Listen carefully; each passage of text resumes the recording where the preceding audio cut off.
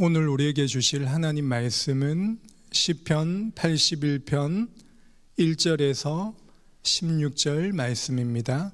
제가 가진 성경은 구약 성경 863면입니다. 시편 81편 1절에서 16절 말씀 다 찾으셨으면 우리 한 절씩 교독하겠습니다. 아삽의 시 인도자를 따라 기쁨에 맞춘 노래, 우리의 능력이 되시는 하나님을 향하여 기쁘게 노래하며 야곱의 하나님을 향하여 즐거이 소리칠지어다. 시를 읊으며 소고를 치고 아름다운 수금의 비파를 아우를지어다. 초하루와 보름과 우리의 명절의 나팔을 불지어다. 이는 이스라엘의 율례요 야곱의 하나님의 규례로다. 하나님이 애굽 땅을 치러 나가시던 때 요셉의 족속 중에 이를 증거로 세우셨도다. 거기서 내가 알지 못하던 말씀을 들었나니 이르시되 내가 그의 어깨에서 짐을 벗기고 그의 손에서 광주리를 놓게 하였도다. 내가 고난 중에 부르짖음에 내가 너를 건졌고 우레소리에 은밀한 곳에서 내게 응답하며 무리바 물가에서 너를 시험하였도다. 셀라. 내 백성이여 들으라. 내가 내게 증언하리라. 이스라엘이여 내게 듣기를 원하노라. 너희 중에 다른 신을 두지 말며 이방 신에게 절하지 말지어다. 나는 너를 애굽 땅에서 인도하여 낸 여호와 내 하나님이니 내 입을 크게 열라.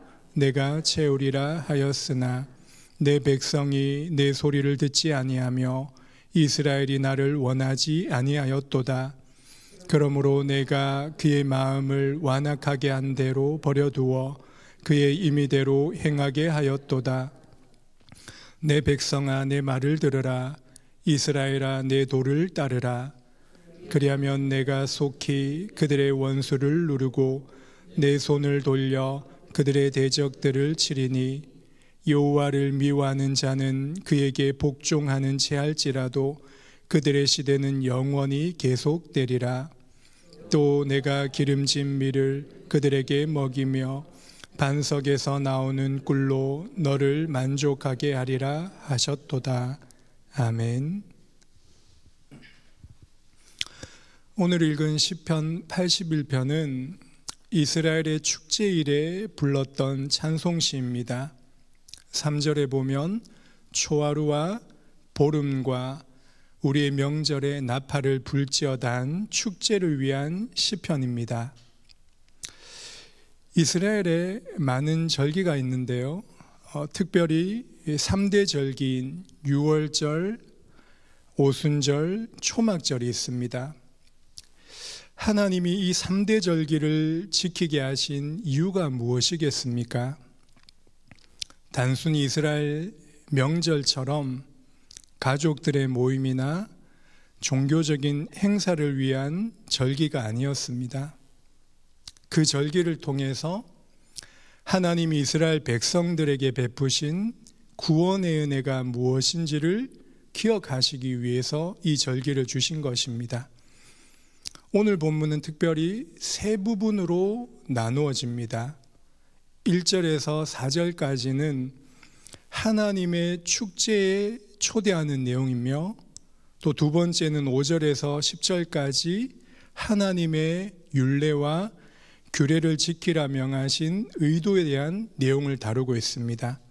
그리고 마지막 11절부터 16절까지는 이스라엘의 불신앙을 말하며 다시금 신앙을 촉구하면서 주실 하나님의 응답에 대한 말씀을 하십니다. 이 부분을 어떤 신학자는 세 단어로 이렇게 압축을 합니다. 기뻐하라, 기억하라, 회개하라. 먼저 1절의 말씀을 우리 함께 읽겠습니다. 1절입니다. 시작. 우리의 능력이 되시는 하나님을 향하여 기쁘게 노래하며 야곱의 하나님을 향하여 즐거이 소리칠지어다. 이 절기를 통해서 하나님을 기뻐하고 즐거워할 것을 분명히 말씀합니다. 그렇다면 막연히 하나님을 기뻐하고 즐거워하란 말입니까? 그래서 3절 4절에 이렇게 말씀을 합니다. 3절 4절 같이 읽겠습니다. 시작. 초하루와 보름과 우리의 명절에 나팔을 불지어다. 이는 이스라엘의 율례요 야곱의 하나님의 규례로다. 여기서 말씀하는 율례와 규례는 좁은 의미에서는 율법입니다. 그리고 더 넓은 의미에서는 하나님이 주신 은혜 언약, 복음을 포함하고 있는 것입니다. 그래서 우리가 수요예배 때마다 공부하고 있는 웨스트민스터 신앙고백서에 보면 인간의 최고의 목적이 바로 하나님을 영화롭게 하고 그분을 즐거워하는 것이라고 말씀하셨습니다. 그렇다면 하나님을 기뻐하고 즐거워할 수 있는 어떤 수단은 인간이 고안하고 만들어낸 방법이 아니라 하나님이 주신 성경의 말씀의 원리대로 하나님을 기뻐하고 즐거워하라는 것입니다. 그래서 산문답에서 뭐라고 말씀하시죠? 그러면 성경이 주로 가르치는 것이 무엇이라고 말할 때 두 가지를 말씀합니다. 하나님에 대한 우리 인간이 하나님에 대해서 믿을 내용과 그리고 하나님이 인간에게 명령하신 것, 다시 말해서 성경은 복음과 율법을 통해서 하나님을 즐거워하고 기뻐하라고 명하시는 것입니다. 출애굽기 19장에서 시내산에 도착한 이스라엘 백성과 특별히 모세를 통해서 하나님은 언약을 맺으십니다. 그리고 20장에는 십계명 율법을 주십니다. 이것을 그냥 아무 생각 없이 성경을 읽게 되면 그럼 율법을 잘 지켜서 구원을 주시겠다라는 약속처럼 보일 것입니다. 하지만 그렇지 않죠. 이미 출애굽한 이스라엘 백성, 다시 말해서 구원받은 하나님의 백성들에게 주신 것이 바로 십계명 율법입니다. 출애굽을 했다는 말은 이미 구원을 받았다는 것이며 구원받은 하나님의 언약 백성들에게 언약 백성답게 살아가도록 주신 것이 바로 십계명 율법입니다.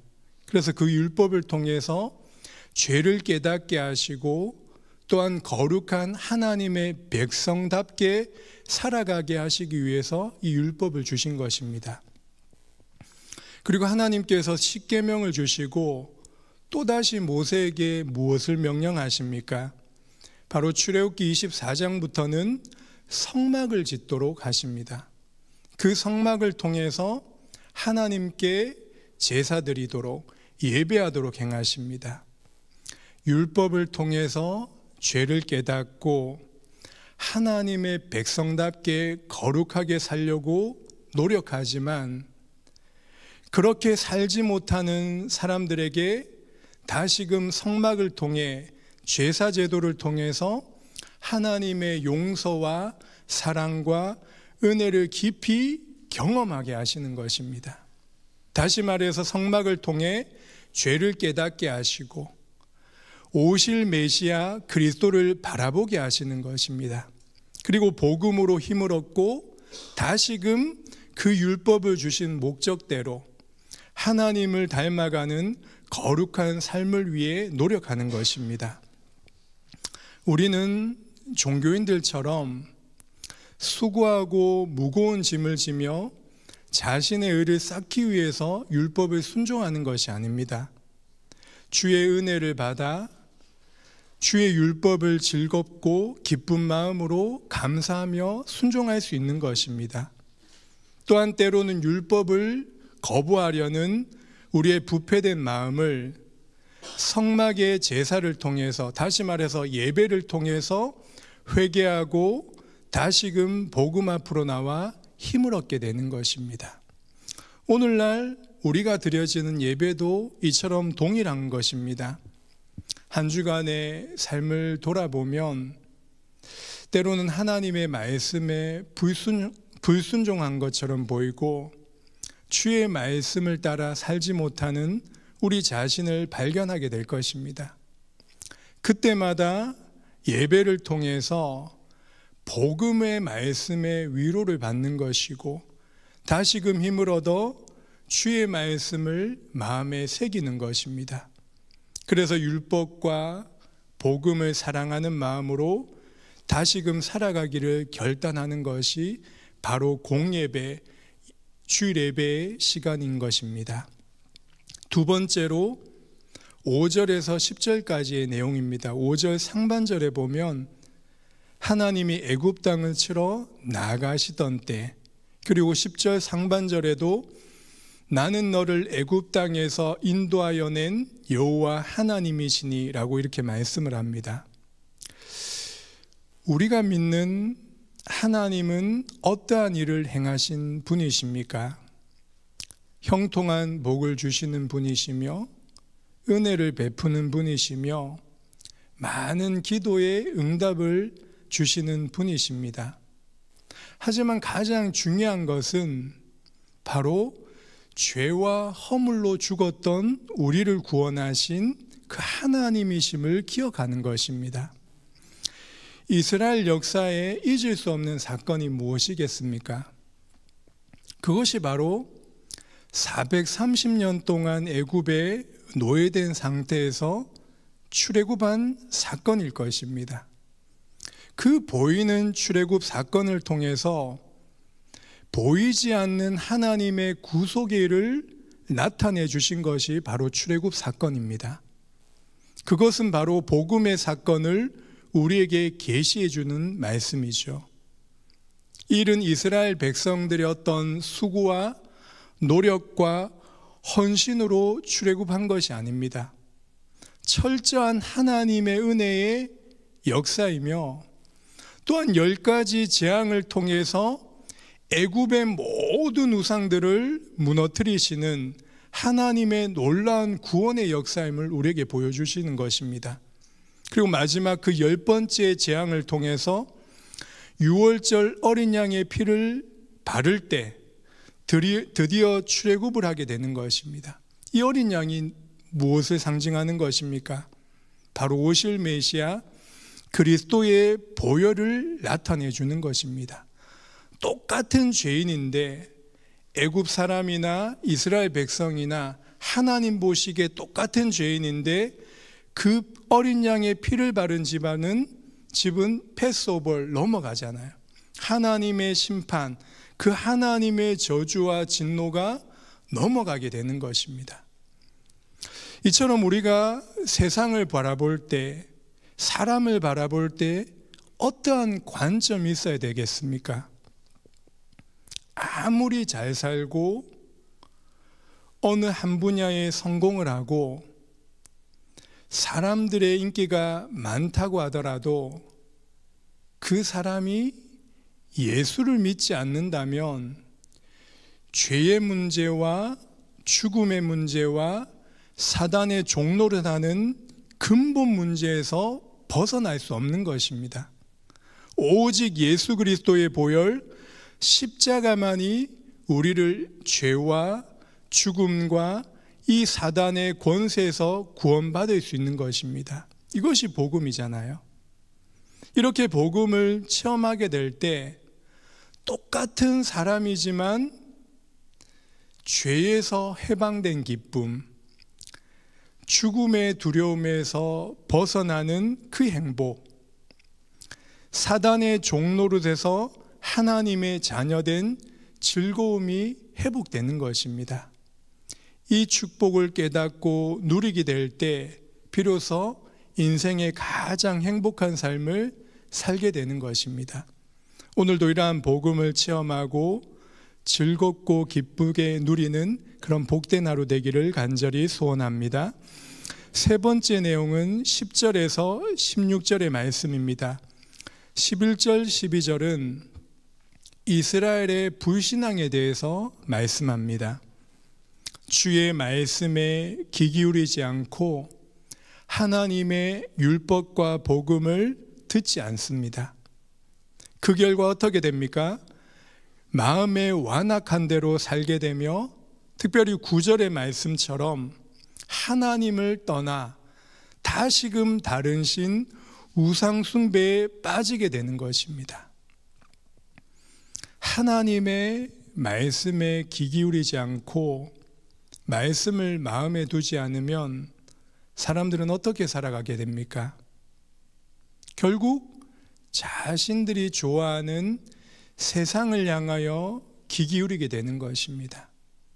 세상에 주는 메시지는 다양하지만 여러 중요한 것이 있잖아요. 돈 버는 방법, 그리고 주식을 잘 투자해서 대박 나는 법, 그리고 지금 양극화된 정치 이념, 때로 그걸 다 무시하고 육체의 쾌락과 여러 정욕 가운데 빠지며 살아가게 되는 것이죠. 이처럼 세상의 메시지는 간단합니다. 돈이 최고야. 힘이 있으면 돼. 좋은 대학, 좋은 직장 다녀야 돼. 남들보다 성공해야 돼. 끊임없이 이러한 메시지가 세상에서 흘러 들어오는 거예요. 결국 한 가지 일이겠죠. 영적인 하나님의 일하심을 다 놓치게 되고 육신의 일에만 매달려 살아가게 만드는 것이 세상의 메시지입니다. 우리의 마음에는 한 자소가 있습니다. 불신자 마음에는 그 자리가 죄가 지배하는 자리입니다. 그래서 하나님께 대한 영적인 감각이나 말씀을 들을 수 없는 길가밭과 같은 상태입니다. 그런데 신자는 하나님의 생명의 성령의 법이 심겨져 있기 때문에 은혜의 말씀의 지배를 받게 됩니다. 그러나 또한 신자 안에 남아있는 죄성이 있기 때문에 이 죄가 끊임없이 그 마음의 한 자소를 차지하기 위해서 속이고 때로는 강압으로 하나님의 말씀을 대적하게 속이려고 합니다. 물론 신자는 불신자처럼 죄의 절대적인 지배를 받으며 살아가지 않습니다. 다만 은혜가 고갈되고 하나님의 말씀에서 멀어지게 될 때 죄의 상대적인 지배를 받게 되어 불신앙하는 이스라엘 백성의 모습처럼 살아갈 수 있는 것을 보여주는 것입니다. 그래서 하나님께서 그 해결책으로 오늘 13절의 말씀을 하고 있는 것입니다. 13절 우리 함께 읽겠습니다. 시작. 내 백성아 내 말을 들으라. 이스라엘아 내 도를 따르라. 이처럼 교회를 통해서 주시는 하나님의 역사는 바로 말씀의 역사입니다. 교회는 성도들로 하여금 주의 말씀을 들을 수 있는 영적인 분위기가 형성되어져야 되겠죠. 우리 행복한 교회가 이러한 복음 그리고 율법, 이 말씀 중심으로 든든히 세워지기를 간절히 소원합니다. 로마서 10장 17절의 말씀처럼 그러므로 믿음은 들음에서 나며 들음은 그리스도의 말씀으로 말미암느니라고 말씀합니다. 말씀을 들을 때 세상으로 들어왔던 수많은 잘못된 메시지가 씻어낼 수 있는 것입니다. 그리고 말씀을 듣고 우리의 심령의 은혜를 받게 될 때 죄를 깨닫게 되고 돌이켜 그리스도를 따라갈 수 있게 되는 것입니다. 말씀을 맺겠습니다. 저는 이 말씀을 준비하면서 생각났던 말씀 구절이 있습니다. 여러분도 잘 아시겠지만 데살로니가전서 5장 16절에서 18절의 말씀처럼 항상 기뻐하라, 쉬지 말고 기도하라, 범사에 감사하라, 이것이 그리스도 예수 안에서 너희를 향하신 하나님의 뜻이니라. 내가 하는 일은 항상 기뻐할 수 없습니다. 하지만 하나님 행하신 일을 믿고 생각하게 될 때 우리는 그 하나님 행하신 일은 선하다는 것을 믿고 따라갈 수 있기 때문에 항상 기뻐할 수 있는 것입니다. 우리가 쉬지 말고 기도해야 할 것은 나의 문제와 문제 해결과 나의 소원을 성취하기 위한 것이 아닌 하나님이 행하신 그 구원의 일을 기억하며 말씀을 묵상할 때 계속해서 기도할 수 있는 힘을 공급받게 되는 것입니다. 또한 하나님의 은혜를 경험하게 될 때 우리에게 믿음이 나타나서 우리에게 주어진 어떠한 상황도, 심지어 실패의 자리에 있다라고 할지라도 거기에 하나님이 함께 하심을 믿고 주의 뜻이 있음을 알기에 우리는 감사하면서 다시금 일어설 수 있는 것입니다. 이것이 바로 그리스도 예수 안에서 우리를 향하신 하나님의 뜻이라고 말씀을 합니다. 이 오늘 하루도 세 가지, 기뻐하라, 주의 말씀 기억하라, 그리고 회개하는 그 감사와 기쁨이 넘치는 그런 복된 우리 행복한 성도님 되시기를 주님의 이름으로 간절히 기도합니다. 기도하겠습니다. 하나님 아버지, 우리는 자주 타성에 젖어서 하나님의 말씀을 잃어버리고 세상에 귀 기울일 때가 많음을 회개합니다.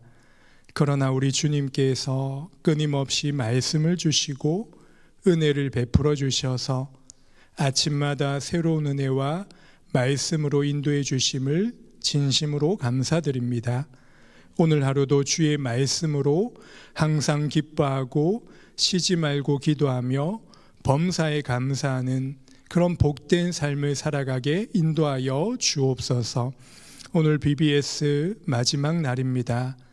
우리 사랑하는 자녀들과 후대들에게 하나님의 말씀인 복음과 율법이 잘 전달되게 하셔서 아름다운 언약 백성들로 세워지게 인도하여 주옵소서. 일에 수고한 디렉터들과 선생님들, 섬기는 모든 분들에게 은혜와 힘을 다하여 주셔서 하는 일에 복을 주시며 주의 선하신 손길로 함께하여 주옵소서. 2025년 상반기 사역을 마무리하며 하나님께서 교회 주신 은혜와 역사하심에 감사하며 기뻐 찬양하는 복된 시간이 되게 하옵소서. 또한 하반기 사역을 믿음으로 잘 준비하게 하시며 교회에 허락하신 말씀 사역을 잘 감당할 수 있도록 은혜를 다하여 주옵소서. 감사드리며 예수님의 이름으로 기도합니다. 아멘. 기도하시다가 돌아가시기 바랍니다.